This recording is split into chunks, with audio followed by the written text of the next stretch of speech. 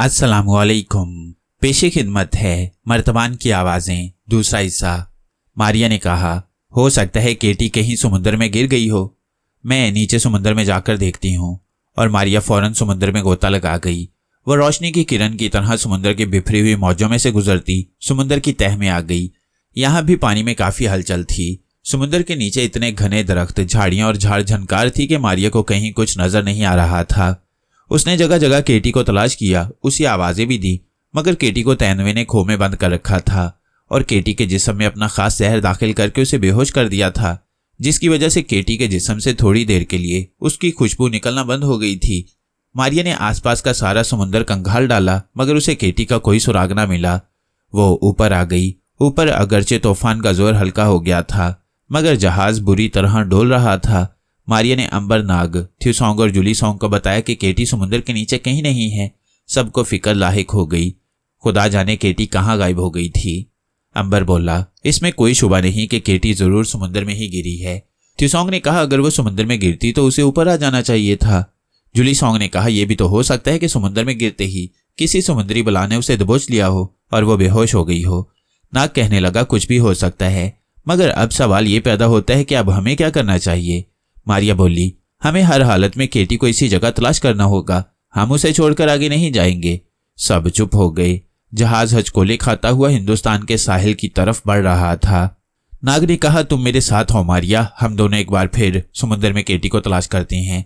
इस बार मारिया के साथ नाग भी समुद्र में छलांग लगा गया। नाग ने समुद्र में गिरते ही सांप की शक्ल बदली और वो तेजी से नीचे ही नीचे उतरते चले गए। मगर अब वो इस जगह से काफी आगे आ गए थे जहां केटी समुद्र में गिरी थी और अब तेंदुए के खो में बेहोश पड़ी थी। मारिया और नाग ने सारा समुद्र देख डाला। वो समुद्री चट्टानों की गारों में भी गए, मगर केटी ना मिली। तेंदुए ने केटी को हड़प करने की 2-3 बार कोशिश की थी, मगर हर बार उसे बिजली का झटका लगा था, जिसकी वजह से तेंदुए ने बेहोश केटी को खो में एक जगह बंद कर दिया था कि थोड़ी देर के बाद वो उसे खाएगा। मारिया और नाग ऊपर आ गए। जहाज पर आकर नाग ने कहा, केटी नीचे समुद्र में कहीं नहीं है, लेकिन हो सकता है कि कस्तूरी नागिन खला से इंतकाम लेने नीचे आ गई हो और वो केटी को उठाकर ले गई हो। अंबर बोला, मगर तुमने तो कहा था कि उसकी ताकत खत्म हो चुकी है, फिर वो केटी को कैसे अगवा कर सकती है। नाग ने कहा, कस्तूरी नागिन बड़ी अय्यार औरत है। मुमकिन है उसने किसी तरकीब से अपनी खोई हुई ताकत दोबारा हासिल कर ली हो और केटी को अपने इंतकाम का निशाना बनाया हो। जूली सोंग और थ्यूसोंग मायूस हो गए। नाग बोला, अंबर भैया, तुम क्या मशवरा देते हो। अंबर ने कहा, जहाज हिंदुस्तान की तरफ जा रहा है। केटी समुद्र के ऊपर और नीचे कहीं नहीं मिली। हो सकता है उसे कस्तूरी नागिन ही अगवा करके ले गई हो। इसलिए मेरी राय में हमें अपना सफर जारी रखना चाहिए। बहुत मुमकिन है कि हिंदुस्तान पहुंचकर हमें केटी दोबारा मिल जाए। सब खामोश हो गए। कोई भी केटी के बगैर वहां से जाना नहीं चाहता था, मगर इसके सिवा कोई चारा भी नहीं था। सब ने अपने अपने सर झुका दिए। इसका मतलब था कि वो अंबर की राय से दुखी दिल के साथ इत्तफाक करते हैं। सब खामोशी से अरशे की एक तरफ होकर बैठ गई। तूफान थम गया था, मगर लहरों की रफ्तार बहुत तेज थी और जहाज अपनी मंजिल की तरफ भागा जा रहा था। जहाज के बादबान खोल दिए गए थे। बादल छाए हुए थे और बारिश होने लगी थी। तीसरे पहर दूर से जमीन की लकीर सी नजर आई। मुसाफिरों में खुशी की लहर दौड़ गई, मगर अंबर नाग, मारिया, जूली सोंग और थ्यूसोंग बड़े उदास थे। वो केटी के बगैर साहिल पर उतरने वाले थे। जहाज हिंदुस्तान की बंदरगाह कैरल पर जाकर रुक गया। अंबर नाग, मारिया, जूली सोंग और थ्यूसोंग जब केटी के बगैर जहाज से उतरे तो वो सब बड़े उदास थे। अंबर ने ठंडा सांस भरकर कहा, हमें यहीं बंदरगाह के करीब ही किसी सराय में कुछ देर रहकर केटी का इंतजार करना चाहिए। हम उसकी तलाश भी जारी रखेंगे। बहुत मुमकिन है कि केटी जहां कहीं भी हो वो वहां से निकलकर हमारे पास पहुंच जाए। थ्यूसोंग ने कहा, मेरा भी यही ख्याल है कि केटी आज़ाद होने के बाद इसी बंदरगाह का रुख करेगी, क्योंकि उसे मालूम है कि हम हिंदुस्तान किसी कैरल नामी बंदरगाह की तरफ जा रही हैं। अंबर कहने लगा, ठीक है, हमें मायूसी को दूर कर देना चाहिए। केटी अगर किसी मुश्किल में फंस भी गई है तो हमें मालूम है कि वो मर नहीं सकती जब तक कि उसे आग में ना फेंका जाए, और खुदा ने चाहा तो ऐसा हरगिज नहीं होगा। केटी में ताकत है कि वो अपना बचाव कर सके। चलो अब किसी सराय में चलते हैं। बंदरगाहों के करीब सराय जरूर हुआ करती थी। अंबर नाग, मारिया, जूली सोंग और थ्यूसोंग बंदरगाह कैरल के करीब ही एक सराय में आकर उतर गए। उसी वक्त मारिया और नाग ने केटी की तलाश शुरू कर दी। नाग उकाब की शक्ल में एक तरफ निकल गया और मारिया दूसरी तरफ जंगलों में निकल गई कि शायद कहीं से केटी की खुशबू आ जाए। वो शाम को आसपास का सारा इलाका छानकर वापस आ गई। उन्होंने बताया कि इर्द गिर्द केटी नहीं है। अंबर ने कहा, बहरहाल वो यहाँ आ सकती है, हमें इसी जगह कुछ अरसा रहना होगा। एक तरफ तो अंबरनाग मारिया, जूली सॉन्ग और थ्यू सॉन्ग जनूबी हिंदुस्तान की बंदरगाह कैरल की एक सराय में बैठे केटी का इंतजार कर रही हैं, और दूसरी तरफ कस्तूरी नागिन कैरल की बंदरगाह से 500 मील दूर हिंदुस्तान के मशरकी साहिल के पास मंगलदीप के मंदिर में अपनी ताकत वापस हासिल करने के लिए चिल्ला काट रही है। केटी को जब तैनवे ने अपने बाजू में जकड़ा तो वो होश में थी। उसने पूरी ताकत का जोर लगाकर तैनवे की गिरफ्त से निकलने की कोशिश की। उसकी ताकत के आगे तैनवे की ताकत कोई हैसियत नहीं रखती थी। वो तैनवे की गिरफ्त से तकरीबन निकल गई थी कि तैनवे ने केटी के जिस्म में अपना बेहोशी का जहर दाखिल कर दिया। केटी फौरन बेहोश हो गई। तैनवे ने अब केटी को हड़प करने का इरादा करके उसके बाजू को दांत मारे ही थे कि उसे जबरदस्त बिजली का झटका लगा। तो तैनवे ने केटी को खो में एक तरफ डाल दिया कि शायद कुछ देर के बाद इसके जिस्म में से बिजली खत्म हो जाए। उसका ख्याल था कि केटी अभी थोड़ी देर में मर जाएगी, मगर केटी मर नहीं सकती थी। 2-3 घंटे बाद तैनवे ने फिर केटी को दांत मारे तो उसे एक बार फिर जबरदस्त झटका लगा। तैनवा डरकर वहां से भाग गया। केटी बेहोशी की हालत में देर तक खो में पड़ी रही। फिर उसे होश आना शुरू हो गया। केटी को होश आया तो उसने अपने आप को एक तारीक पानी से भरी हुई सुनुंग में देखा। उसे याद आ गया कि वो समुद्र में गिर पड़ी थी और एक तेंदुआ उसे जकड़कर खो में ले आया था। अब तेंदुआ उसे कहीं नजर नहीं आ रहा था। केटी तैरती हुई खो से बाहर आ गई। बाहर गहरा तारीक समुद्र था। केटी ने ऊपर की तरफ मुंह किया और हाथ पांव चलाती नीचे से समुद्र की सतह की तरफ ऊपर को जाने लगी। जब वो समुद्र की सतह पर आई तो वहां भी अंधेरा था, इसलिए कि रात हो गई थी। आसमान सितारों से भरा हुआ था। केटी ने देखा कि मशरिक की तरफ एक सितारा चमक रहा था। वो उस सितारे की तरफ तैरने लगी। तूफान गुजर गया था। समुद्र की लहरें पुरसुकून थीं। केटी को अपना जहाज कहीं नजर नहीं आ रहा था। उसे अंबर, मारिया, नाग, जूली सॉन्ग और थ्यू सॉन्ग का ख्याल आने लगा कि वो उसे ना पाकर कितने उदास हुए होंगे। केटी को मालूम था कि उनका जहाज हिंदुस्तान के मगरबी साहिल की बंदरगाह कैरल की तरफ जा रहा था और वो लोग भी कैरल ही को जा रहे थे। केटी भी उसी रुख को ही तैर रही थी। काफी देर तक तैरते रहने के बाद केटी ने महसूस किया कि समुद्री लहरें एक बार फिर बुलंद हो रही हैं और उनमें हलचल पैदा हो रही है। उसने दूर आसमान पर बादलों के स्याह गुबार को उभरते देखा। हवा भी तेज हो गई थी। केटी समझ गई कि एक बार फिर समुद्र में तूफान आ रहा है। देखते देखते बादल आसमान पर छा गए। हवा तेज हो गई। समुद्र की लहरें ऊपर नीचे होने लगी। फिर हल्की हल्की बारिश शुरू हो गई। अचानक जोर से आंधी चलने लगी। हवा के थपेड़े सीटियां बजाते हुए गुजर रहे थे। मौजें उछल उछल कर केटी को इधर उधर उछाल रही थीं। केटी फिर भी मशरिक की तरफ तैरने की कोशिश कर रही थी। तूफान की शिद्दत बढ़ती जा रही थी। फिर ऐसा हुआ कि कोहमालिया जितनी बड़ी बड़ी लहरें बुलंद होने लगीं। ये लहरें केटी को तिनके की तरह इधर उधर उछाल रही थीं। केटी से अब तैरा नहीं जा रहा था। उसने अपने आप को लहरों के हवाले कर दिया, क्योंकि समुद्री मौजों में इस कदर ताकत थी कि केटी भी उनका मुकाबला नहीं कर सकती थी। सारी रात समुद्र की तूफानी मौजें केटी को लिए समुद्र में भटकती फिरती रहीं। खुदा खुदा करके रात के पिछले पहर जाकर कहीं तूफान थमा। जब दिन की रोशनी फैली तो केटी समुद्र की मौजों पर बेसुध होकर लेटी हुई थी। उसने सर उठाकर देखा तो उसे दूर एक जगह जमीन उभरी हुई नजर आई। उसके दिल में ख्याल आया कि शायद यही हिंदुस्तान का मगरबी साहिल हो। उसने उस तरफ तैरना शुरू कर दिया। कोई 1 घंटे के बाद समुद्री मौजें उसे उभरी हुई जमीन के करीब ले गईं। केटी ने देखा कि वो एक जजीरा था, हिंदुस्तान का साहिल नहीं था, क्योंकि किसी मुल्क का साहिल कौस की तरह शुमाल जनूब की तरफ दूर तक चला गया होता है, जबकि इस जजीरे के चारों तरफ समुद्र था। केटी ने फिर भी खुदा का शुक्र अदा किया कि चलो कुछ देर वो यहाँ आराम करके कुछ सोच तो सकेगी कि आगे क्या करना है। वो तैरती हुई जजीरे के साहिल पर पहुंचकर रेत पर लेट गई। जब उसके जिस्म को थोड़ा सा सुकून पहुंचा तो वो उठकर जजीरे के दरख्तों की तरफ बढ़ी। यहाँ उसे कोई आबादी दिखाई नहीं दे रही थी। अभी वो दरख्तों से थोड़ी दूर ही थी कि ढोल की आवाज उसके कानों में पड़ी। केटी ने चौंक कर देखा। कोई 50 के करीब जंगली आदमी नाचते गाते, ढोल बजाते, नेज़े लहराते उसकी तरफ दरख्तों से निकल कर बढ़े। केटी वहीं रुक गई। समझ गई कि ये आदमखोर जंगली हैं और एक इंसान को जजीरे में देखकर खुश हो रहे हैं कि आज इसका गोश्त भून कर खाएंगे। केटी ने फैसला कर लिया कि वह ऐसा नहीं करने देगी। वो अभी उनसे मुकाबला भी नहीं करना चाहती थी। वो ये चाहती थी कि इन लोगों की बातों से अंदाजा हो जाए कि यहाँ से हिंदुस्तान का साहिल कितनी दूर है और यहाँ से हिंदुस्तान के साहिल की तरफ कौन सा रास्ता जाता है और किस जरिए से वहां पहुंचा जा सकता है। केटी खामोश अपनी जगह पर खड़ी रही। जंगली आदमियों ने उसे घेरे में ले लिया और उसके इर्द गिर्द ढोल की ताल पर रक्स करने और खुशी के तराने गाने लगे। केटी ने बहुत जल्द महसूस कर लिया कि ये लोग बार बार उसके आगे सर झुकाकर उसकी ताजीम कर रही हैं और इनका इरादा उसको खाने का नहीं है। ये बात केटी के लिए बड़ी अजीब थी। उनमें से एक लंबा और मोटा ताज़ा आदमी भी था जिसके सर पर तोते के परों का ताज था। वह शायद उनका बादशाह था। उसने बुलंद आवाज में कहा, मलका को शाही मेहमान खाने में ले चलो। केटी चौंकी, जरूर कोई गड़बड़ है, ये लोग उसे मलका समझ बैठे हैं। केटी ने भी अदाकारी की और मुस्कुराते हुए उनके साथ चलने लगी। एक नौजवान केटी के बिल्कुल साथ साथ चल रहा था। ये लोग दरख्तों के अंदर चले गए। यहां से गुजरे तो केटी ने देखा कि एक खुली जगह पर कितनी ही गोल गोल झोंपड़ियां बनी हुई थीं। उनके दरमियान एक बहुत बड़ी झोंपड़ी थी जिसके ऊपर शेर का सर लटक रहा था। केटी को उस कुशादा झोंपड़ी में ले जाया गया। झोंपड़ी में एक चबूतरे पर बिस्तर लगा हुआ था। यहाँ जरूरत की हर शय मौजूद थी। नौजवान जंगली ने केटी से कहा, तुम इस जगह पर होगी मलका। ये कहकर वो बाहर निकल गया। उसके जाते ही 3 नौजवान लड़कियां फूलों के हार और फल लेकर आ गईं। उन्होंने केटी के बाल बनाए, उसे फूलों के हार डाले और 3 बार सजदा करके एक तरफ खड़ी हो गईं। फिर एक और उधेड़ उम्र की जंगली औरत अंदर दाखिल हुई। तीनों लड़कियां चली गईं। उसने केटी को शरबत पिलाया, फिर फल पेश किया और सजदा करने के बाद कहने लगी, मलका, आज से तुम हमारे जजीरे की मलका हो। केटी ने आंखें झपकाकर उस औरत को देखा और बोली, मैं तुम्हारी मलका कैसे बन सकती हूँ?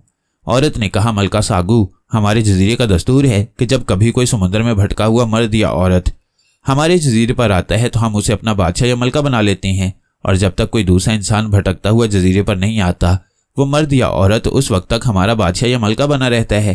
केटी ने कहा, तो क्या फिर पहले वाले बादशाह या मलका को तुम लोग छोड़ देते हो? उसके साथ क्या सलूक करते हो?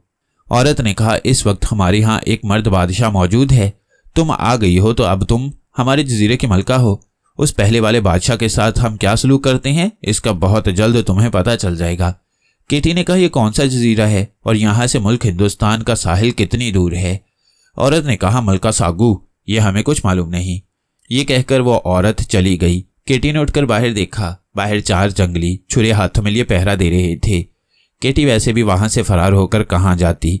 ये लोग उसे फिर पकड़ कर ले आते। अगर वो अपनी ताकत इस्तेमाल करके उन सबको हलाक कर भी डालती तो इसका कोई फायदा नहीं था। केटी को यहाँ अपनी जान की कोई फिक्र नहीं थी क्योंकि ये लोग तो उसे अपनी मलका बना चुके थे।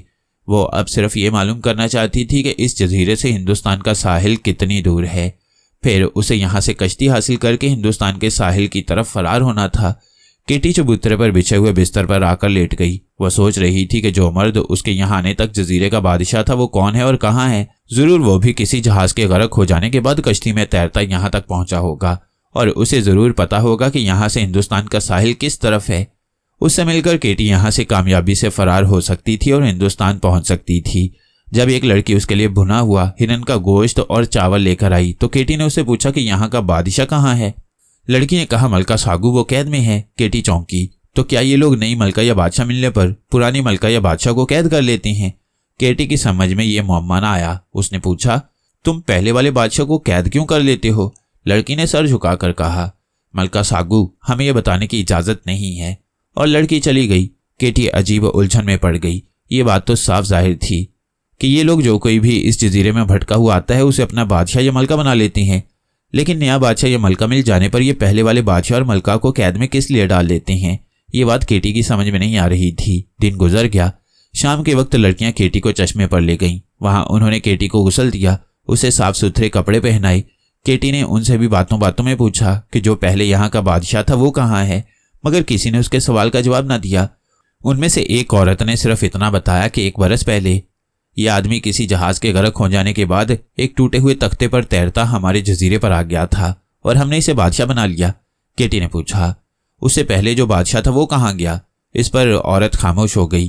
केटी के लिए यह मुअम्मा निहायत परेशान कुन था।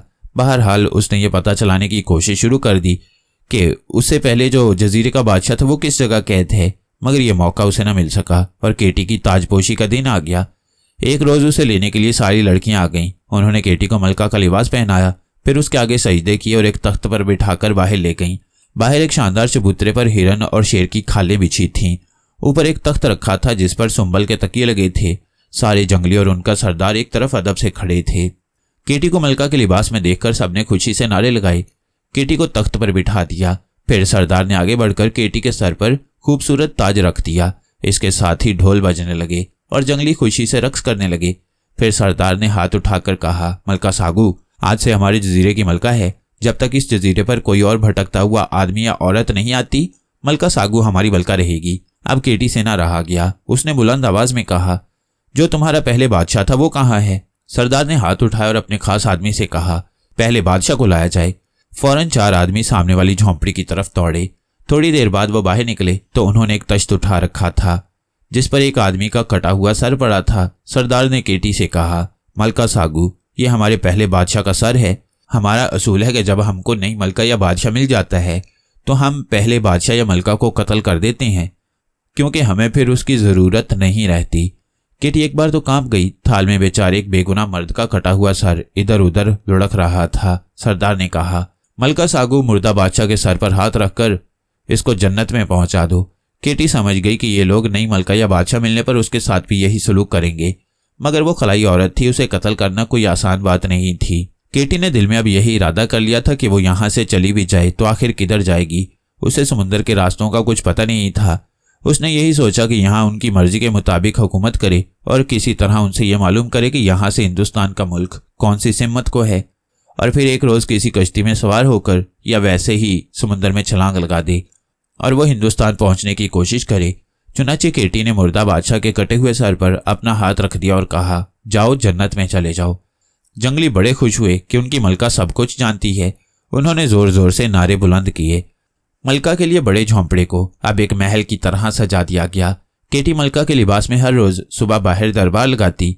उसे फूलों, फलों और समुद्री मोतियों के तोहफे पेश किए जाते जो सरदार एक खास खजाने में जमा कर देता। औरतें और लड़कियां हर वक्त मलका की खिदमत में मौजूद रहती। केटी को बहुत कम वहां से इधर उधर जाने का मौका मिलता। पहले वाला बादशाह तो कत्ल कर दिया गया था। अब केटी इस टोह में थी कि अगर इस जजीरे पर कोई नया मर्द या औरत किसी डूबे हुए जहाज से बचकर आए तो केटी उसे वहां किसी जगह छुपा दे ताकि उसके साथ मिलकर वो इस जजीरे से फरार होने की कोशिश करे। उसे यकीन था कि जो कोई भी इस जजीरे पर आएगा उसे इतना जरूर अंदाजा होगा कि यहाँ से हिंदुस्तान किस तरफ है। केटी वैसे तो साले समुंदर पर चल फिर नहीं सकती थी। उसने एक ड्रामा खेलने का फैसला किया। उसने एक सुबह उठकर ऐलान किया कि रात को उसके ख्वाब में समुद्र का देवता आया था और उसने हुक्म दिया है कि मलका हर रोज दिन में एक बार समुद्र के किनारे खुद जाकर समुद्र में फूल डाला करे। उस वक्त उसके साथ कोई और ना हो। सरदार को यह ख्वाब कुछ पसंद न आया, मगर जंगली लोग वहम परस्त थे। उन्होंने कहा कि मलका समुद्र के देवता को फूल जरूर पेश करेगी ताकि उनके जजीरे पर ज्यादा फल उगें, ज्यादा फूल पैदा हों और वो खुशहाल हों। सरदार को भी उनकी बात माननी पड़ी। सरदार ने भी ऐलान कर दिया कि मलका दिन के वक्त समुद्र के किनारे अकेली जाकर समुद्र के देवता को फूल पेश कर सकती है। लेकिन इसके साथ ही सरदार ने 2 आदमियों को खुफिया तौर पर केटी के पीछे लगा दिया कि वो उसका ख्याल रखें कि कहीं मलका जजीरे से फरार न हो जाए। केटी रोज सुबह समुद्र पर जाती और फूल लहरों पर फेंक देती। वो समुद्र के किनारे चल फिरकर गौर से देखती कि कहीं कोई भूला भटका मुसाफिर तो वहां नहीं पड़ा हुआ। 10-15 दिन गुजर गए मगर वहां कोई भटका हुआ मुसाफिर न आया। एक दिन जजीरे में बड़े जोर का तूफान आया। सारा दिन आंधियां चलती रहीं। समुद्र की मौजें जजीरे के अंदर तक आ गईं। कई झोंपड़ियां हवा के साथ उड़ गईं। केटी ने सोचा कि जरूर इस तूफान में किसी न किसी जहाज को नुकसान पहुंचा होगा। अगर वो जहाज डूब गया होगा तो उसका एक आध मुसाफिर किसी तख्ते से चिमटा जजीरे पर जरूर आएगा, क्योंकि उस जमाने में बादबानी जहाज इतने मजबूत नहीं होते थे। दूसरे दिन केटी रस्म के मुताबिक फूल लेकर समुद्र के किनारे गई। उसे वहां दरख्त गिरे हुए नजर आए मगर कोई मुसाफिर दिखाई ना दिया। सरदार के खुफिया आदमी भी केटी के पीछे लगे हुए थे और दरख्तों के पीछे पीछे उसकी निगरानी कर रहे थे। केटी को शुबा था कि सरदार ने उसके पीछे अपने आदमी जरूर लगा दिए होंगे, इसलिए वो ऐसी कोई हरकत नहीं करती थी जिससे किसी को शक हो। उसने सोचा कि वो इन खुफिया जासूसों को धोखा देकर रात को यहाँ आएगी। मुमकिन है रात को कहीं कोई भूला भटका मुसाफिर मिल जाए जो किसी जगह छुपा बैठा हो, मगर रात को बाहर निकलना आसान नहीं था। फिर भी केटी आधी रात को झोंपड़े के पिछले दरवाजे से निकलकर समुद्र की तरफ चल पड़ी। उसने स्याह चादर ओढ़ रखी थी। रात भी तारीख थी। हर तरफ अंधेरा छाया था। केटी अंधेरे में समुद्र के किनारे किनारे चलती रही। उसने जगह जगह झाड़ियों में देखा। उसे कहीं कोई भूला भटका मुसाफिर दिखाई ना दिया। केटी वापस अपनी झोंपड़ी महल में आ गई। उसने तय किया कि वो दूसरी रात फिर छुपकर वहां जरूर आएगी। दूसरी रात को वो अभी अपने जजीरे में ही थी और बाहर जाने की तैयारियां कर रही थी कि उसे खटका सुनाई दिया। ये ऐसी आवाज थी जैसे कोई किसी पत्थर से टकराकर गिर पड़ा हो। केटी ने स्याह चादर ओढ़ी और खुफिया दरवाजे से बाहर निकलकर अंधेरे में देखा। उसे एक झोंपड़ी के पीछे 2 इंसानी आंखें चमकती नजर आईं। केटी जल्दी से झाड़ी के पास गई। एक इंसानी साया दूसरी तरफ भागा। केटी ने आहिस्ता से आवाज दी, ठहरो, मैं तुम्हारी मदद करूंगी। साया वहीं रुक गया। केटी उसके करीब गई तो देखा कि एक नौजवान है जिसके कपड़े फटे हुए हैं, सर के बाल बिखरे हुए हैं और आंखों से वहशत टपक रही है। उसने अपना हाथ मुंह के करीब लाकर खुश्क आवाज में कहा, पानी। केटी समझ गई कि यही वो नौजवान है जो किसी डूबे हुए जहाज से बचकर इस जजीरे में किसी तरह पहुंच गया है। केटी उसे जल्दी से अपनी झोंपड़ी में ले गई, नौजवान को शरबत पिलाया। शरबत पीकर नौजवान को कुछ होश आया। केटी ने पूछा, तुम इस जजीरे में कैसे पहुंचे हो? नौजवान ने केटी को बताया कि तूफान में उसका जहाज डूब गया। वो बड़ी मुश्किल से एक तख्ते पर बैठकर समुद्र में 4 दिन भटकते रहने के बाद यहां पहुंचा है। वो डर के मारे किसी को आवाज नहीं दे रहा था कि कहीं ये जंगली आदमखोर ना हो। नौजवान ने केटी से पूछा कि तुम कौन हो? तुम मुझे इस जजीरे की जंगली औरत नहीं लगती हो। अब केटी ने उसे सारी कहानी खोलकर सुना दी। उसने नौजवान को यह भी बता दिया कि वो खुशकिस्मत है कि किसी जंगली के हाथ नहीं आया, वरना वो उसे जजीरे का बादशाह बना देते। लेकिन जब कोई दूसरा शख्स जजीरे पर आता तो ये जंगली उसका सर काट डालते। नौजवान ने कहा, क्या यहां से फरार होने के लिए कोई कश्ती मिल जाएगी? मैं यहां से निकल जाना चाहता हूं। केटी ने कहा, क्या तुम समुद्री रास्ते से वाकिफ हो? नौजवान ने कहा, मेरा नाम शांगा है, मैं अपने जहाज का मल्लाह था। अगर मुझे कश्ती मिल जाए तो मैं यहां से फरार होकर मुल्क हिंदुस्तान पहुंच सकता हूं। केटी ने खुश होकर पूछा, क्या तुम्हें हिंदुस्तान का समुद्री रास्ता मालूम है? शांगा बोला, हाँ, मैं कई बार इस रास्ते से हिंदुस्तान का सफर कर चुका हूं। सितारों और सूरज के अंदाजे से मैं 10 रोज में हिंदुस्तान पहुंच जाऊंगा। केटी ने कहा, मैं भी तुम्हारे साथ चलूंगी, क्योंकि अब तुम यहां आ गए हो तो ये लोग मेरा सर काट डालेंगे और तुम्हें बादशाह बना देंगे। उसके बाद जब कोई और मुसाफिर जजीरे पर पहुंच गया तो फिर उसे बादशाह बनाकर तुम्हारा सर काट दिया जाएगा। नौजवान शांगा कहने लगा, अगर हमें कश्ती मिल जाए और उसमें हम 5-6 दिन के लिए पानी और कुछ फल रख लें तो मैं तुम्हें भी अपने साथ ले जाने को तैयार हूं। तुम्हारा नाम क्या है? केटी ने कहा। शांगा कहने लगा, मैं जंगल में जाकर छुप जाता हूं, क्योंकि यहां मैं पकड़ लिया जाऊंगा। तुम कश्ती और खुराक का इंतजाम करके मुझे बता देना, फिर हम यहां से निकल जाएंगे। केटी ने कहा, आओ, मैं तुम्हें एक खुफिया जगह पर छुपा आती हूं। तुम इधर उधर कहीं छुप गए तो ये जंगली तुम्हें पकड़ लेंगे। तुम सिर्फ चंद रोज के लिए बादशाह बनोगे और फिर तुम्हारा सर भी काट कर फेंक दिया जाएगा। केटी ने स्याह चादर ओढ़ी और नौजवान को लेकर झोंपड़ी के खुफिया दरवाजे से निकलकर तारीक जंगल में उस तरफ ले गई जहां वो गुसल करने जाया करती थी। यहाँ रास्ते में ऊंची नीची चट्टानें उभरी हुई थीं। उनके दरमियान एक खाई थी। खाई में एक तरफ छोटा सा गार था जिसके आगे दरख्तों ने पर्दा कर रखा था। उस गार में शांगा को केटी ने छुपा दिया और कहा, मैं कल किसी वक्त तुम्हारे लिए खाना लेकर आऊंगी, तुम यहाँ से हरगिज बाहर मत निकलना। ये कहकर केटी वापस आ गई। सारी रात वो वहां से कश्ती हासिल करने के बारे में सोचती रही। दूसरे दिन लड़कियां उसे गुसल के लिए तालाब की तरफ ले गईं तो केटी अपने कपड़ों में कुछ चावल और मछली का गोश्त छुपा कर ले गई थी। उसने लड़कियों से कहा, आज वो अकेली जाकर नहाएगी। लड़कियां उसे मलका समझती थीं, इसलिए फौरन वहां से चली गईं। वहां से वो गार बिल्कुल ही करीब था जहां शांगा छुपा हुआ था। केटी भागकर गार में गई, शांगा को चावल मछली दी और कहा, मेरे पास ज्यादा वक्त नहीं है, तुम मेरे जाने के बाद तालाब में से छुपकर पानी पी लेना। केटी वापस तालाब पर आ गई। गुस्ल करने के बाद वो जंगल में चली तो लड़कियों से वहां बैठी मिल गईं जो उसके साथ झोंपड़ी महल तक गईं। उस रोज केटी ने अपनी एक बूढ़ी लौंडी से कुरीद कर पूछ ही लिया कि कश्तियां किस तरफ खड़ी हैं। बूढ़ी लौंडी की जुबानी केटी को पता चला कि कश्तियां जजीरे की दूसरी जानिब साहिल पर चट्टानों के साथ रेत पर खड़ी होती हैं। केटी उसी रात खुफिया दरवाजे से निकलकर शांगा के गार में गई और उसे बता दिया कि कश्तियां जजीरे के जनूबी साहिल पर खड़ी होती हैं। शांगा सोच में पड़ गया और बोला, वहां नारियल के दरख्त होंगे क्या? केटी बोली, मेरा ख्याल है अगर जजीरे के इस साहिल पर नारियल के दरख्त हैं तो जनूबी साहिल पर भी होंगे। शांगा बोला, बस ठीक है, हम 5 दिन के लिए नारियल कश्ती में रख लेंगे। ये हमारी प्यास भी मिटाएंगे और भूख भी। मैं किसी वक्त अंधेरे में जाकर उन कश्तियों को देख आता हूं। केटी ने कहा, एहतियात से जाना, तुम्हें किसी ने देख लिया तो वो तुम्हें दबोच लेंगे और यहाँ आकर मेरा सर काट दिया जाएगा, लेकिन कुछ रोज बाद तुम्हारा सर भी कट जाएगा। इस जजीरे का यही रिवाज है। शांगा आहिस्ता से बोला, मैं अहमक नहीं हूं, तुम बिल्कुल फिक्र ना करो। दूसरे रोज जब आधी रात गहरी हो गई तो शांगा ने अपने जिस्म के साथ झाड़ियां बांधी और जजीरे के जुनूबी किनारे की तरफ चल पड़ा। वो फूंक फूंक कर कदम उठाता झाड़ियों में से गुजरता जा रहा था। ये इलाका बिल्कुल वीरान था, इसलिए सरदार ने उधर पहरा नहीं लगाया था।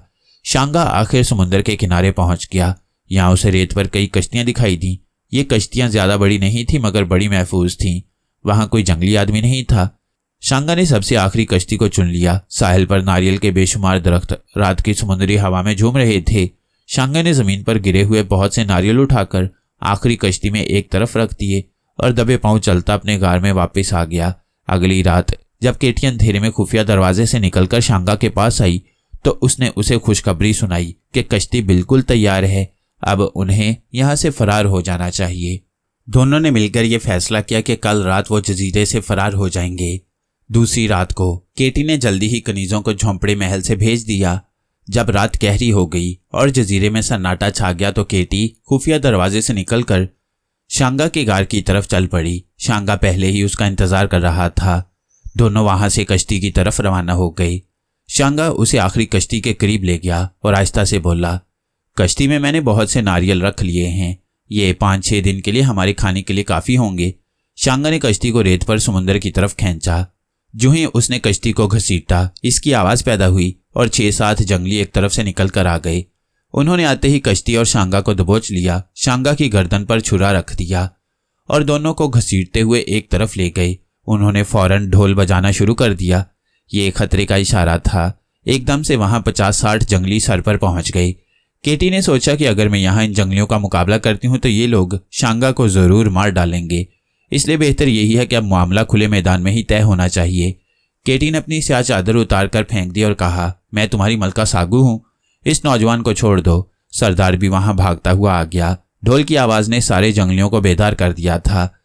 सरदार ने मलका को देखा तो हैरत से पूछा, मलका सागू तुम यहाँ कैसे आ गई? एक जंगली ने कहा, सरदार ये नौजवान जजीरे पर नया आया है, मलका इसे यहाँ से लेकर भाग रही थी। सरदार ने कहकहा लगाकर कहा, मलका भागकर कहीं नहीं जा सकती, इसकी जगह अब ये नौजवान बादशाह होगा और मलका का सर सुबह होते ही काट दिया जाएगा। शांगा ने जल्दी से कहा, तुम लोग जंगली हो, वैशी हो, मलका को हलाक मत करो। सरदार ने कहा, तुम हमारे बादशाह जरूर हो, मगर यहाँ हमारा कानून चलता है, तुमको उस कानून के साथ चलना होगा। आज मलका का सर उड़ा दिया जाएगा, कल कोई दूसरा अजनबी आ गया तो तुम्हारा सर उड़ाकर उसे बादशाह बना दिया जाएगा। सरदार ने हुक्म दिया, इनको ले चलो।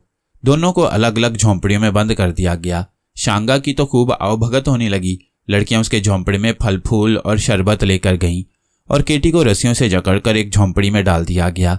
केटी चुप थी, वो एक खास वक्त का इंतजार कर रही थी। फिर रात बीत गई और सुबह की रोशनी नमूदार होने लगी। जब दिन चढ़ आया तो सरदार 2 आदमियों के साथ केटी के झोंपड़े में दाखिल हुआ। एक आदमी के हाथ में वो थाल था जिसमें केटी की कटी हुई गर्दन रखनी थी और दूसरे के हाथ में वो तलवार थी जिससे केटी की गर्दन काटी जाने वाली थी। सरदार पहले ही केटी के खिलाफ था। वो नहीं चाहता था कि कोई औरत जजीरे की मलका बने, मगर वो मजबूर हो गया था क्योंकि जजीरे पर ख्वाह कोई मर्द आए ख्वाह औरत, जजीरे के कानून के मुताबिक उसे मलका या बादशाह बनाना ही पड़ता था। सरदार के चेहरे पर नफरत भरी मुस्कुराहट थी। उसने केटी की तरफ देखकर कहा, आज मेरे दिल की हसरत पूरी होगी, तुम्हारा सर काटकर इस थाल में रख दिया जाएगा। केटी का चेहरा पुरसुकून था। उसने कहा, अहमक आदमी, तुम्हारी ये हसरत कभी भी पूरी नहीं होगी क्योंकि दुनिया की कोई शय मेरी गर्दन उतारने में कामयाब नहीं हो सकती। सरदार ने गरजदार आवाज में कहा, तुम्हारी गर्दन अभी जमीन पर पड़ी होगी। इसके साथ ही सरदार ने जल्लाद को इशारा किया। जल्लाद ने तलवार उठाई, सर के ऊपर लहराई और जोर से केटी की गर्दन पर मार दी, मगर केटी की गर्दन अपनी जगह पर ही लगी रही। उल्टा तलवार टूट गई। केटी खलाई मखलूक थी, इसलिए उस पर तलवार के वार का कोई असर न हुआ। केटी की गर्दन ना कटी और तलवार के 2 टुकड़े हो गए तो सरदार दंगसा होकर रह गया। उसने फौरन जेब से खंजर निकाली और खुद केटी पर वार किया। अब केटी ने एक ही झटके से अपने जिस्म के गिर्द बंधी हुई रस्सियों को तोड़कर फेंक दिया और सरदार के खंजर वाले हाथ को पकड़कर उसे इतनी जोर से घुमाया कि सरदार जमीन पर लट्टू की तरह घूमने लगा। घूमते घूमते वो दरख्त के साथ जाकर टकरा गया और वहीं बैठा फटी फटी आंखों से केटी की तरफ देखने लगा। अब केटी ने आगे बढ़कर सरदार को गर्दन से पकड़कर चूहे की तरह जमीन से 5 फुट ऊपर उठा लिया और उसकी आंखों में आंखें डालकर गरजदार आवाज में बोली, तुम ना जाने कितने मासूम लोगों का खून कर चुके हो। क्या तुम्हें मालूम नहीं था कि जुल्म का बदला जरूर मिलकर रहता है? आज वह वक्त आ गया कि तुम्हारे तमाम गुनाहों का पूरा पूरा हिसाब लिया जाएगा। सरदार का जिस्म खौफ से कांप रहा था। केटी ने उसे चूहे की तरह उठा रखा था। वो उसे इसी तरह लेकर उस मैदान की तरफ आ गई जहां शांगा के झोंपड़े में उसकी आवभगत हो रही थी।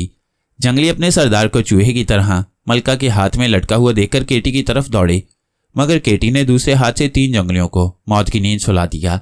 फिर सरदार को जोर से ऊपर उछाला। सरदार दरख्तों के ऊपर तक चला गया और कलाबाजियां खाता जमीन पर धप से गिरा और उसकी हड्डियां चूर चूर हो गईं। वह मर चुका था। शोर सुनकर शांगा भी बाहर निकल आया। उसने केटी को देखा तो उसकी तरफ दौड़ा। केटी, खुदा का शुक्र है कि तुम जिंदा हो। मैं तो समझा था कि इन लोगों ने तुम्हें मार डाला है। केटी ने तमाम जंगलियों की तरफ मुंह करके कहा, सुनो, आज से इस जजीरे का पुराना कानून खत्म होता है। अब जो कोई भी इस जजीरे पर आएगा उसे बादशाह नहीं बनाया जाएगा और ना ही पुराने बादशाह की गर्दन उड़ाई जाएगी। मैं समुंदर की देवी केटी बोल रही हूँ। मलका का भेष बदलकर मैं तुम्हारी निगरानी करने आई हूँ। तुम लोगों ने ना जाने कितने बेगुनाहों को हलाक कर डाला है। सब जंगलियों ने कहा, ऐसा कभी नहीं होगा समुंदर की देवी, ऐसा फिर कभी नहीं होगा। हम इस जजीरे पर अमनो सलामती से रहेंगे। कोई भूला भटका मुसाफिर जजीरे पर आ गया तो हम उसकी खिदमत करेंगे और उसे कश्ती में बिठाकर दूर तक छोड़ाएंगे।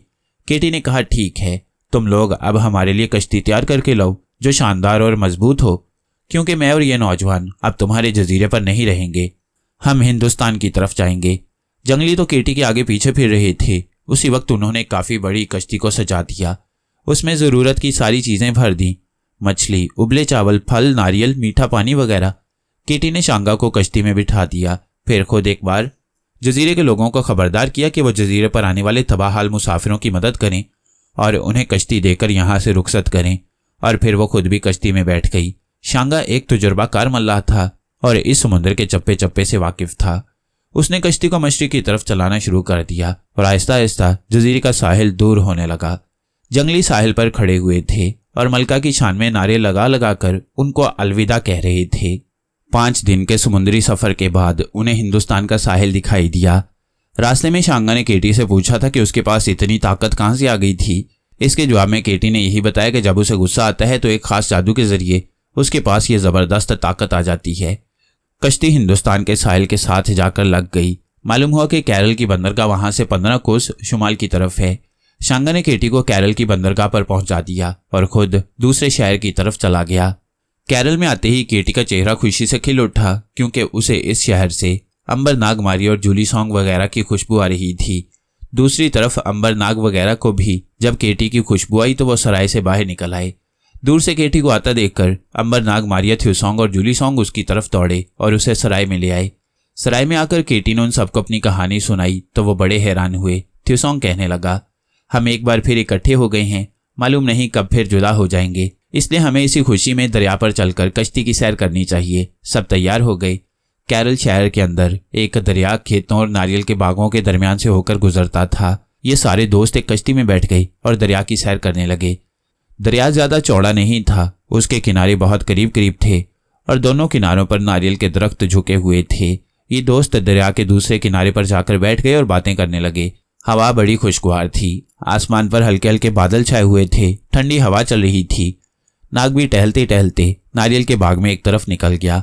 यहाँ उसने एक छोटा सा मंदिर देखा जिसके बाहर चबूतरे पर पत्थर का सांप बना हुआ था। जनूबी हिंद में कुछ लोग सांपों की पूजा करते थे। नाग ने पत्थर के सांप को देखा और आगे गुजर गया। आगे एक बांस के छप्पर वाला छोटा सा मकान बना हुआ था जिसके सेन में एक स्याफाम लड़की बैठी चावल चुन रही थी। एक बूढ़ा करीब ही बैठा पटसन की रस्सी बट रहा था। एक बूढ़ी औरत पानी के टब के पास बर्तन धो रही थी। नाग ने उनके पास जाकर उन्हें सलाम किया और कहा कि मैं दूसरे मुल्क का सयाह हूँ, सराय में अपने दोस्तों के साथ उतरा हूँ, यहाँ सैर करता फिर रहा था कि आपको देखकर आ गया। आपने बुरा तो नहीं माना? बूढ़े ने कहा, नहीं, मगर तुम हमारी जुबान इतनी आसानी से कैसे बोल लेते हो? नाग को अब ख्याल आया कि उसे टूटी फूटी जुबान में बात करनी चाहिए थी। हंसकर बोला, असल में हमारे मुल्क में यहाँ का एक आदमी रहता था, मैंने ये जुबान उससे सीखी थी। औरत और लड़की नाग की तरफ देखकर मुस्कुराने लगी। अचानक कोठरी में से 4 सांप बाहर निकल आए। उन्हें नाग देवता की खुशबू आ गई थी।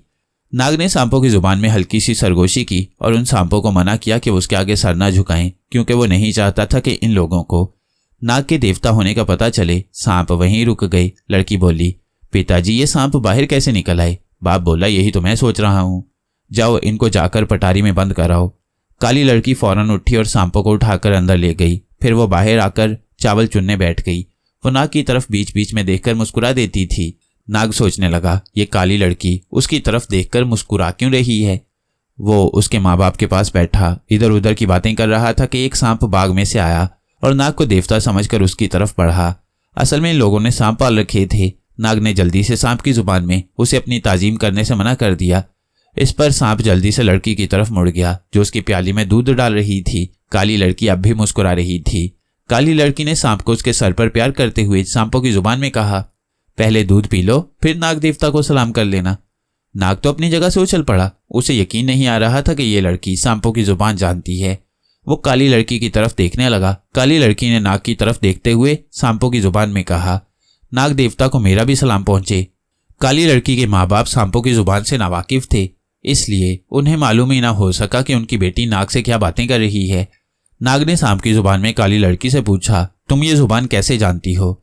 लड़की उठकर झोंपड़ी की दूसरी तरफ चली गई। जाते जाते उसने नाग से कहा, नाग देवता तुमसे एक बात कहनी है, मेरे पीछे पीछे झोंपड़ी की तरफ आओ। नाग झोंपड़ी की दूसरी तरफ आ गया। यहाँ काली लड़की एक सांप को अपने गले में डाले उसे खेल रही थी। नाग ने पूछा, तुम मुझे क्या कहना चाहती हो और तुम्हें सांपों की जुबान कैसे आती है? काली लड़की ने कहा, मेरा नाम काली मंगला है। मैं छोटी सी थी कि जंगल में मेरे माँ बाप मर गए। मुझे एक सांप ने पाला। वो मेरे लिए फल तोड़कर लाता था, मुझे दूध पिलाता और मेरी हिफाजत करता था। वो मुझसे अपनी जुबान में बातें करता था। उसी ने मुझे सांपों की जुबान सिखाई। फिर वो सांप मर गया और ये लोग मुझे जंगल से उठा लाए। ये मेरे असली माँ बाप नहीं हैं, मगर मुझसे बच्ची की तरह प्यार करते हैं। नाग बोला, बड़ी अजीब है तुम्हारी दास्तान। आप बताओ कि तुम मुझे क्या कहना चाहती हो? काली मंगला ने कहा, जब तुम आए ही थे तो मैं समझ गई थी कि तुम नाग देवता हो, और जब तुमने सांपों को अपनी ताजीम करने से मना किया था तो मैंने तुम्हारी बात फौरन समझ ली थी। अब मेरी बात गौर से सुनो। चूंकि मेरी परवरिश एक सांप ने की है, इसलिए मेरे अंदर बाज खास बातें पैदा हो गई हैं। उनमें से एक बात यह है कि मुझे दूर से अपने दुश्मन की बू आ जाती है, और जो मेरे दोस्त हों उनके दुश्मनों की बू भी आ जाती है। इस वक्त मुझे मशरिक की तरफ से तुम्हारे किसी दुश्मन की बू आ रही है नाग देवता। नाग मुस्कुराया, काली मंगला, किसके दुश्मन नहीं होते? दुश्मन तो हुआ ही करती हैं, उनकी परवाह नहीं करनी चाहिए। बस उनसे खबरदार और चौकन्ना रहने की जरूरत है। काली मंगला कहने लगी, तुम्हारा दुश्मन ऐसा नहीं है कि वो तुम्हें खबरदार रहने और संभलने का मौका नहीं देगा। वो तुम पर अचानक वार करेगा और तुम उसके हमले से बच नहीं सकोगे। अब नाग ने पूछा, मेरा दुश्मन कौन है और वो कब और कहाँ मुझ पर वार करने वाला है? काली मंगला मुस्कुराई। उसके दांत कच्ची गिरी की तरह सफेद थे। कहने लगी, ये मुझे खुद मालूम नहीं, मगर मैं महसूस कर रही हूं कि तुम्हारा दुश्मन यहां से मशरिक की तरफ जंगल में एक जगह बैठा तुम्हें काबू करने का चिल्ला काट रहा है। नाग खामोश हो गया, फिर सांस भरकर बोला, काली मंगला, मेरी हजारों साल की जिंदगी में मुझे इस किस्म के सैकड़ों दुश्मनों से पाला पड़ चुका है। काली मंगला ने इसके जवाब में कहा, नाग देवता, मुझे तुम्हारे दुश्मन की बू कह रही है कि इस दुश्मन के हमले से तुम बच ना सकोगे। नाग ने बेनियाजी से कहा, देखा जाएगा। वैसे तुम्हारी हमदर्दी का मैं शुक्रिया अदा करता हूँ। नाग चला गया। झोंपड़ी का मोड़ घूमते ही उसने पलटकर देखा। काली मंगला उसकी तरफ देखकर मुस्कुरा रही थी। नाग को एक पल के लिए वो बड़ी पुरस्कार लड़की लगी। वैसे भी उसने ऐसी पहली लड़की देखी थी जो सांपों की जुबान में बात कर लेती थी। दिल में नाग सोच रहा था कि आखिर ये उसका दुश्मन कौन हो सकता है जो मशरिक में बैठा किसी जंगल में उसके खिलाफ कोई चिल्ला काट रहा है। कस्तूरी नागिन की तरफ उसका ख्याल ही नहीं गया था, क्योंकि कस्तूरी नागिन को तो वो नागिनों की खिलाई दुनिया में इस हालत में छोड़कर आया था कि उसकी सारी ताकत खत्म हो चुकी थी। दरिया के किनारे अंबर, केटी, मारिया, थ्यूसोंग और जूली सोंग मौजूद थे। नाग को आता देखकर जूली सोंग बोली, तुम इधर कहाँ चले गए थे? हमें तो फिक्र पड़ गई थी। नाग मुस्कुराते हुए बोला, नारियल के दरख्तों में सैर कर रहा था। उसने काली मंगला के बारे में किसी को कुछ न कहा।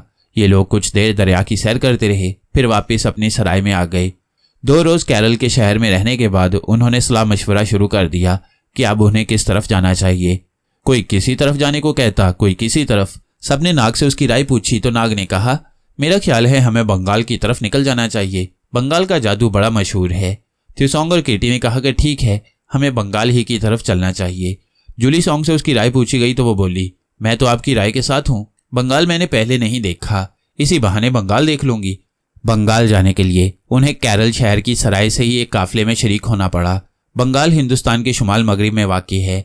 ये लोग काफिले में शामिल होकर बंगाल की तरफ रवाना हो गए।